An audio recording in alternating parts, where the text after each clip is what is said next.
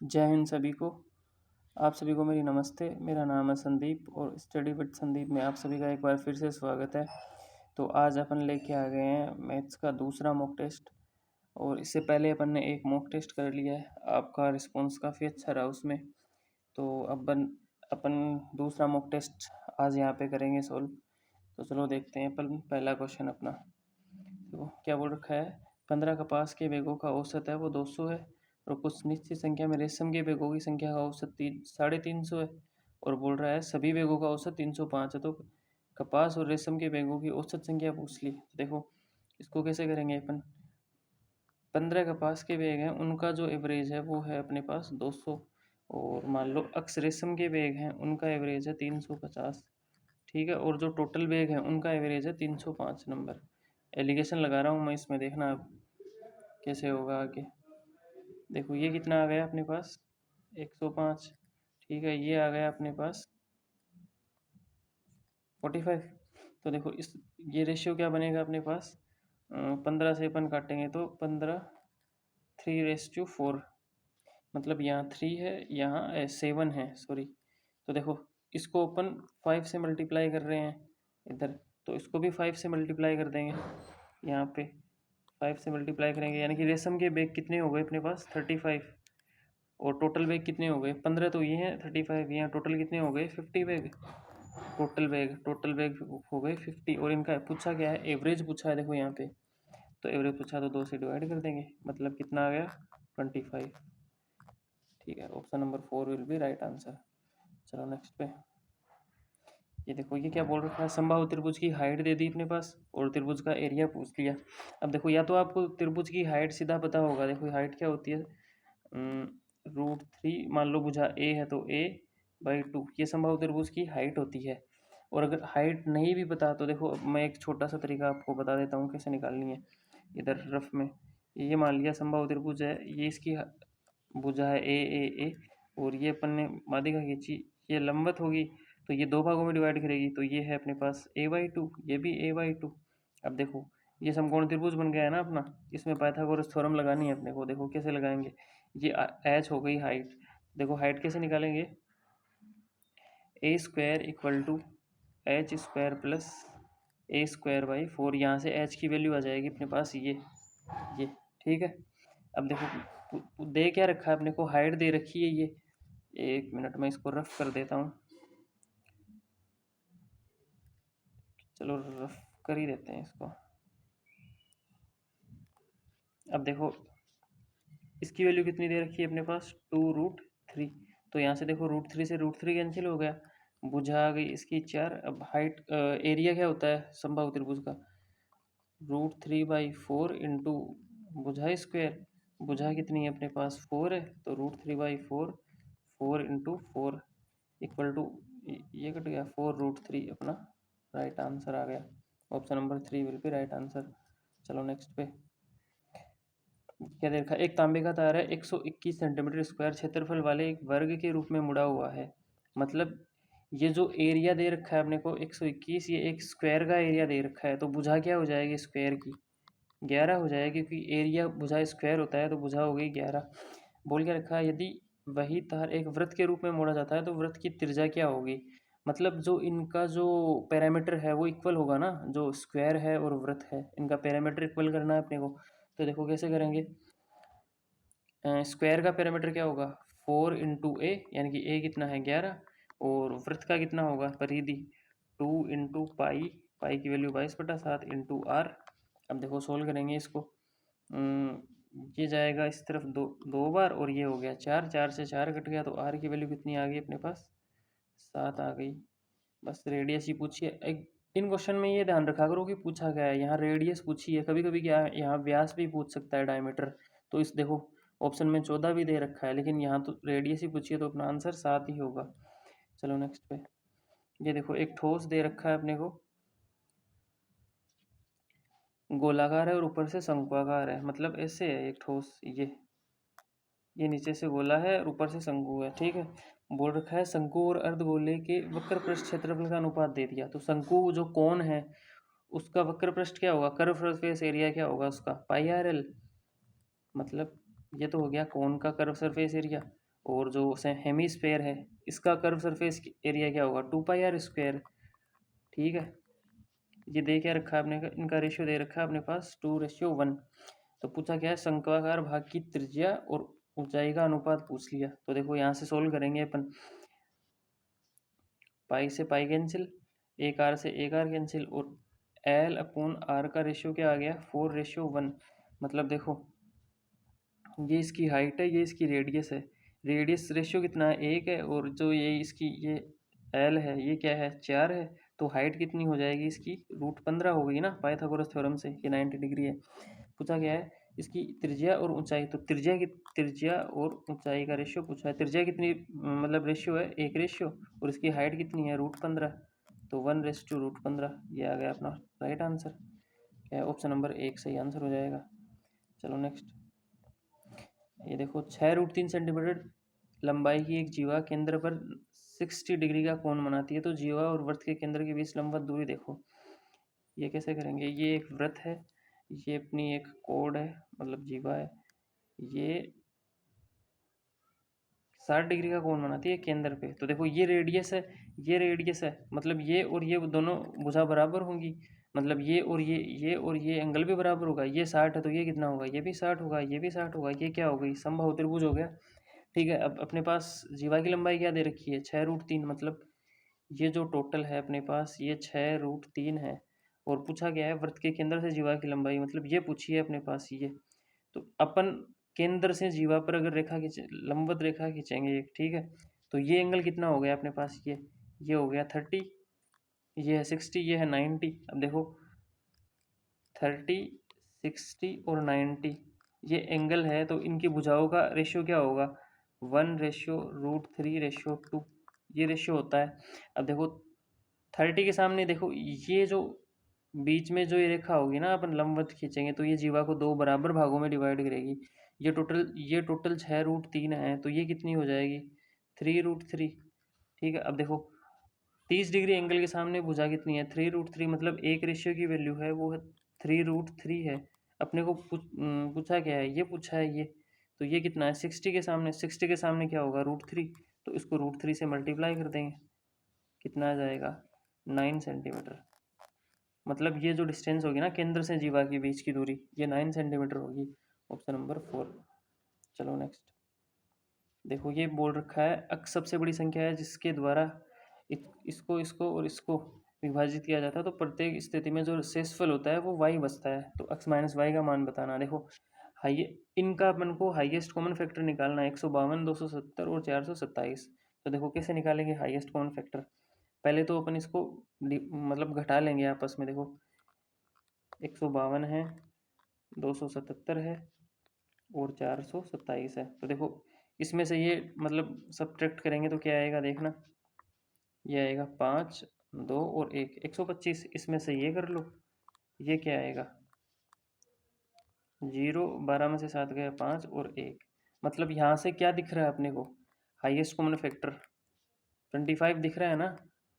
HCF इनका सीधा सा बताऊँ तो इनका HCF 25 आ गया।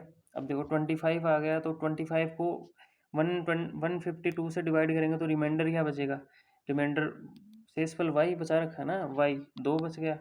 यहाँ से करेंगे तो देखो यहाँ 275 बार पूरा बार जाएगा 2 बच जाएगा, यहाँ 425 बार पूरा जाएगा 2 बच जाएगा। इसका मतलब है ये तो x की वैल्यू हो गई और ये y की वैल्यू हो गई। पूछा गया अपने को x माइनस वाई, यानी कि 25 minus 2 equal to 23 will be right answer.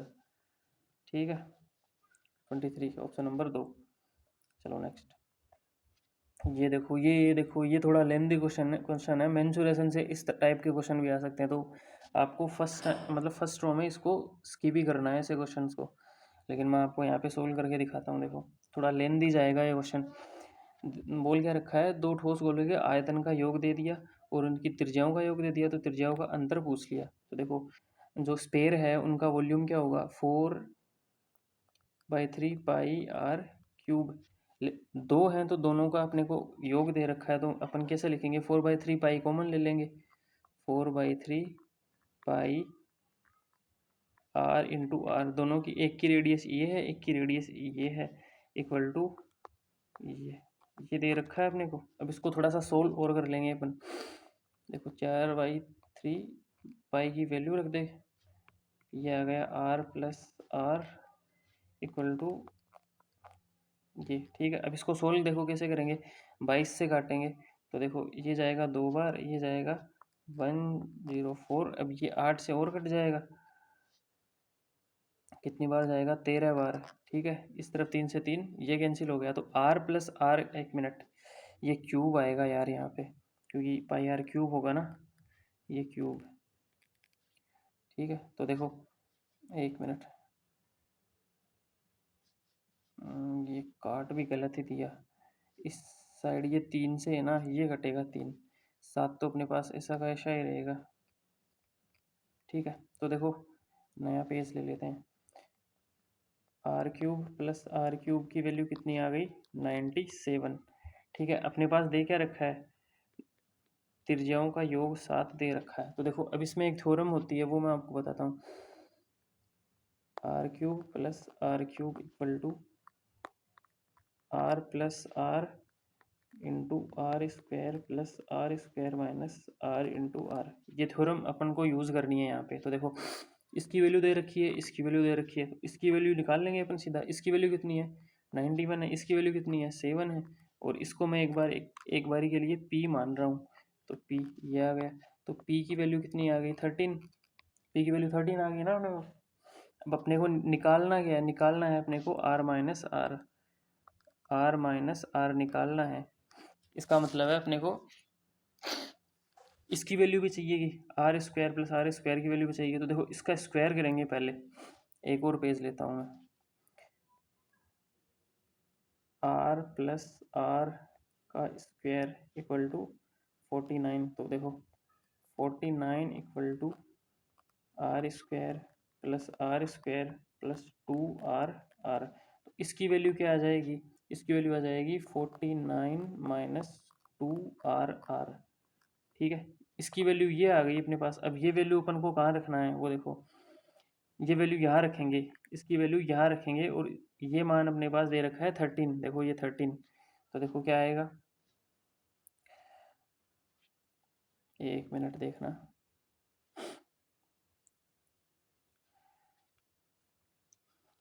उसकी वैल्यू है 13 माइनस 49 माइनस 2r, ये है एक r, उसमें पहले से तो कितना होगा 3r। तो r की वैल्यू कितनी आएगी, देखो एक मिनट, 3r इंटू आर, ये इस तरफ जाएगा, ये इस तरफ जाएगा, तो देखो इसमें से सब्ट्रैक्ट करेंगे तो ये क्या आएगा, 9 में से 3 गया 3, और ये आएगा 3, यानी कि आर की वैल्यू कितनी आ गई 12, इसकी वैल्यू आ गई 12, ठीक है। और अब देखो, अब निकालना क्या है अपने को, एक और लेंगे, आर माइनस आर निकालना था, तो इसका स्क्वायर करेंगे तो ये क्या आएगा, R square plus R square minus 2r। अब देखो आर की वैल्यू तो है अपने पास, इसकी वैल्यू और निकालनी है अपने को। इसकी वैल्यू कैसे निकलेगी, देखो आर की वैल्यू आ गई 12, और इसकी वैल्यू निकालनी है अपने को, तो आर की वैल्यू इसमें रख देंगे अपन सीधा इस इक्वेशन में। तो ये कितना आ गया 24, और ये 24 इस तरफ जाएगा, तो इसको अपन वापस सब्ट्रैक्ट कर देंगे। देखो R square plus R square बराबर 50 माइनस 24, तो ये कितना बच जाएगा, 5 और 2 25, मतलब इसकी वैल्यू आ गई 25। तो देखो वैल्यू रखेंगे यहाँ पे, इसकी वैल्यू कितनी है 25, आर की वैल्यू है 12, तो 12 इंटू 2 कितना होगा 24। तो ये वैल्यू कितनी आएगी अपने पास, R minus R square equal to 1, और 1 का स्क्वायर रूट लेंगे तो भी 1 ही आएगा अपने पास। तो ये इसकी वैल्यू कितनी आ गई, मतलब अंदर ही तो पूछा है ना, तो ये आ गई 1। अब देखो थोड़ा लेंथी क्वेश्चन है, और आप ध्यान से देखोगे तो आपके समझ में आएगा, एक बार वीडियो पीछे करके फिर से देखना, सही क्वेश्चन है, बढ़िया क्वेश्चन है। चलो नेक्स्ट पे। अब देखो ये एक थ्योरम होती है सीधी, मतलब सीधा थ्योरम होता है, उस पर अपन बेस्ट क्वेश्चन है, तो वो क्या है मैं बताता हूँ आपको। वो क्या है, बहुलक बहुलक बराबर 3 माध्यिका का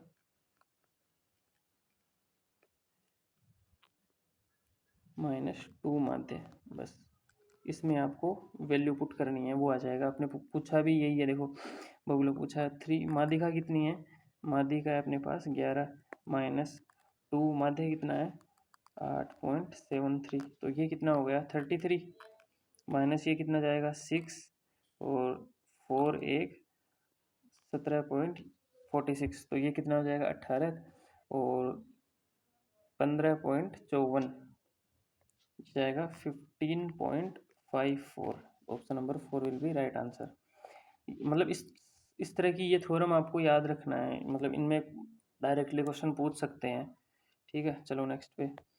ये देखो, ये पूछा है एक व्यक्ति ने अंकित मूल्य पर 20% छूट पर एक मोबाइल फ़ोन खरीदा।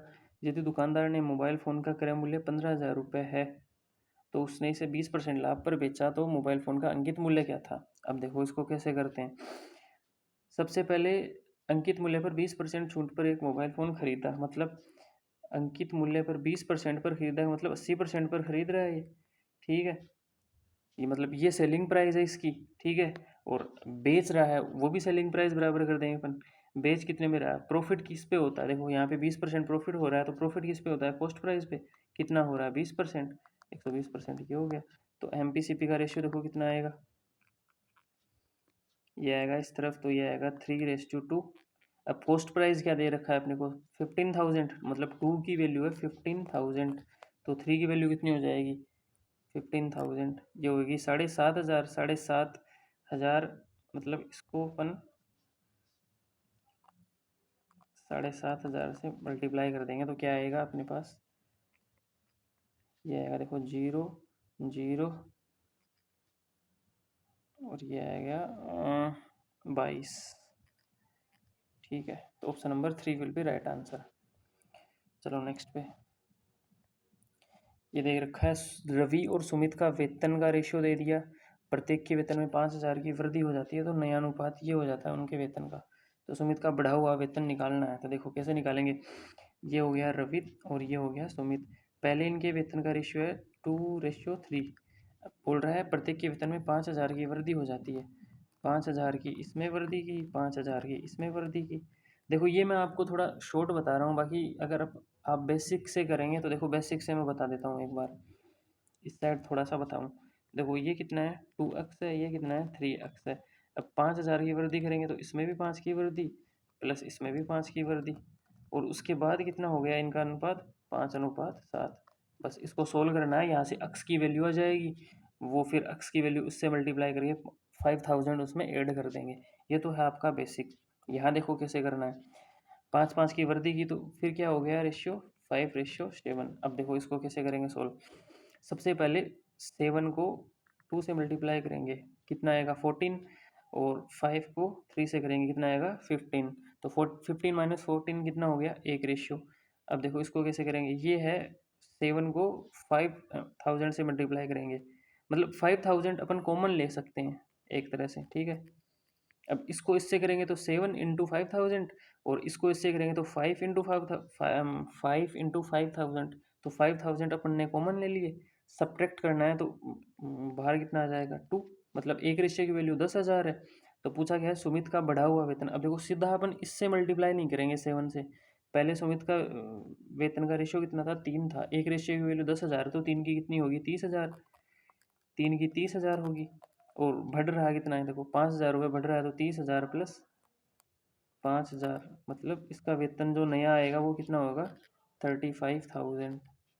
ये होगा सुमित का नया वेतन, तो option number 4 will be right answer.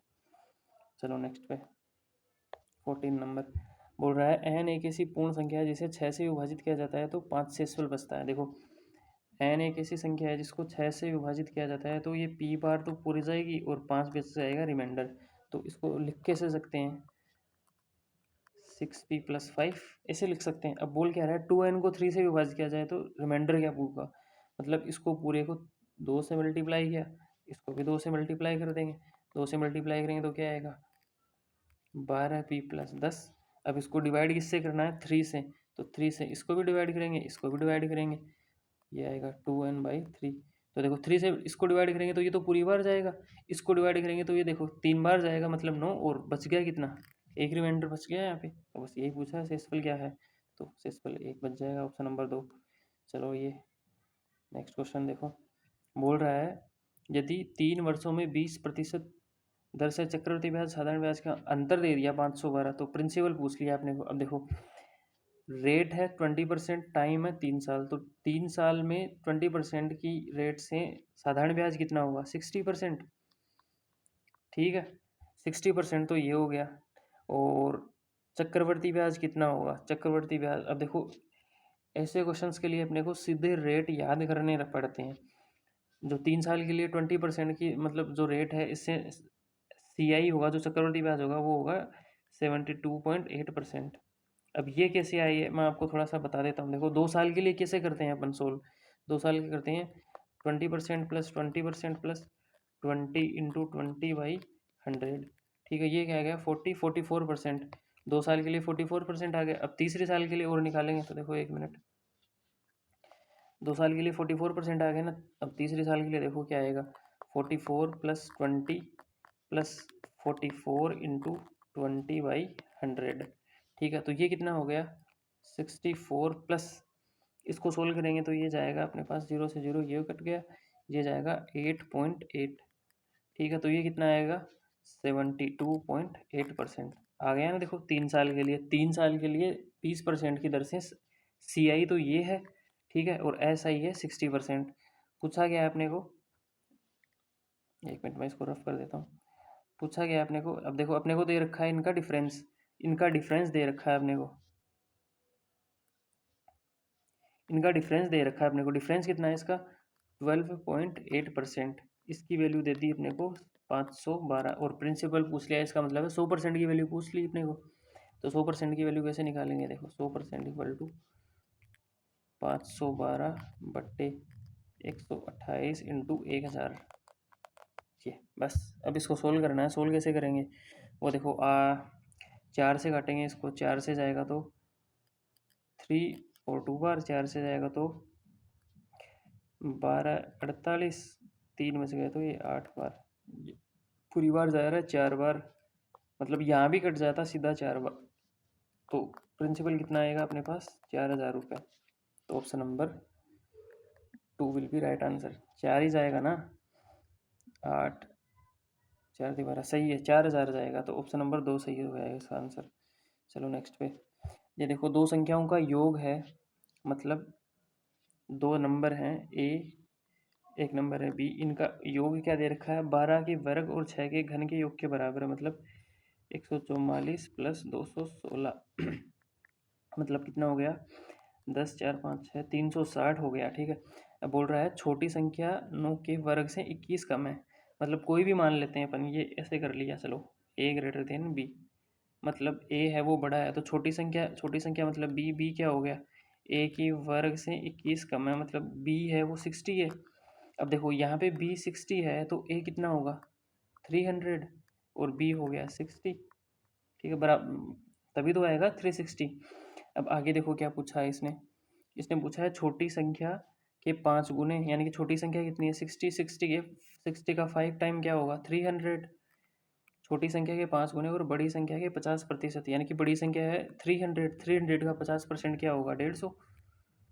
150 का अंतर ज्ञात कीजिए, इनका डिफरेंस कितना आएगा 150 ही तो आएगा। अब लेकिन ऑप्शन देखो, ऑप्शन में अपने को सीधा 150 नहीं दे रखा, ऑप्शन में कैसे मतलब अलग टाइप से दे रखे हैं। ऑप्शन चेक करो, देखो छोटी संख्या के बराबर छोटी संख्या के बराबर, छोटी संख्या मतलब 60, तो 60 के बराबर थोड़ी है, ये तो 150 है अपने पास।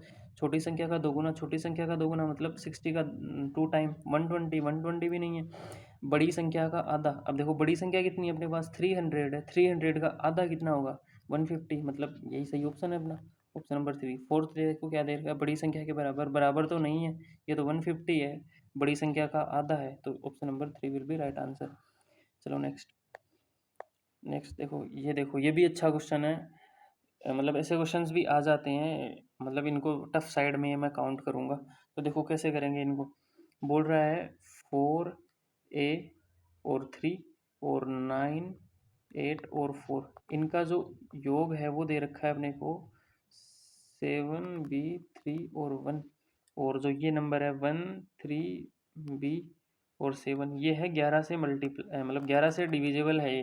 तो 11 से डिविजिबल क्या होगा, जो इवन नंबर है और जो ओड नंबर है, ओड नंबर पे जो अंक हैं नंबर हैं और जो इवन नंबर पे उनका जो डिफरेंस है वो 11 से या डिविजिबल होना चाहिए। तो देखो क्या होगा, 1 + b, यानी कि 1 + b, और ये हो गया 10 -10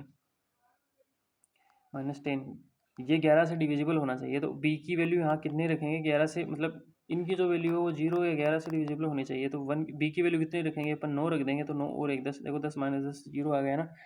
तो यहाँ पे b की वैल्यू 9 आनी चाहिए। तो देखो यहाँ पे b की वैल्यू 9 आ गई अपने पास। यहाँ b की वैल्यू 9 आने के लिए एक की वैल्यू क्या रख सकते हैं अपन, एक की वैल्यू एक ही रख सकते हैं, एक, क्योंकि यहाँ पे सिंगल डिजिट का नंबर ही आ सकता है। तो देखो 4 और 3 7 तो ये हो गए, और 1 और 8 9 हो गए, और 9 और 4 13 हो गए, मतलब एक की वैल्यू एक है, एक की वैल्यू है अपने पास एक, और बी की वैल्यू हो गई 9। पूछा गया अपने को 3a + 4b, तो एक की वैल्यू कितनी है a, यानी कि 3 × 1, प्लस बी की वैल्यू कितनी है अपने पास 9। तो ये क्या हो गया, मतलब 39, 36 तो ये हो गया, और 3 ये हो गया, 39 आपका सही आंसर हो जाएगा, ऑप्शन नंबर 2। ये समझ आया ना कैसे किया मैंने, 9 कैसे किया। ये 11 से डिविजल होगा तब भी जब यहाँ पे b की वैल्यू 9 रखेंगे, यहाँ पे 9 रखेंगे तो एक की वैल्यू 8 है, एक आएगी तभी तो। देखो एक 8 + 1 9 आएगा यहाँ पे। ठीक है, चलो नेक्स्ट पे, और ये अपना लास्ट क्वेश्चन है। अब ये दे रखा है, एक घनाभ की लंबाई चौड़ाई ऊंचाई दे दी और इसका सबसे लंबा विकर्ण पूछ लिया। अब देखो कोई भी क्यूबॉइड है उसके सबसे लंबा जो डायगोनल होगा वो क्या होगा। देखो ये एक क्यूबॉइड अपन बनाते हैं, यहाँ पे ये इसकी लंबाई है, ये इसकी ऊंचाई है, और ये इसकी चौड़ाई है। तो ये इसका डायगोनल होगा सबसे लंबा, ये क्या होगा, √L² + b² + h², ये डायगोनल होगा। तो देखो L कितनी है इसकी 12, 12 का स्क्वायर 144, और इसकी चौड़ाई कितनी है 9 है, 9 का स्क्वायर होगा 81, और इसकी ऊंचाई है 8, 8 का स्क्वायर होगा 64। तो देखो इसको जोड़ोगे 4 4 8 रहेगा 9, और 8 4 12, और 6 18 का 8, और 1 2, 289 का रूट।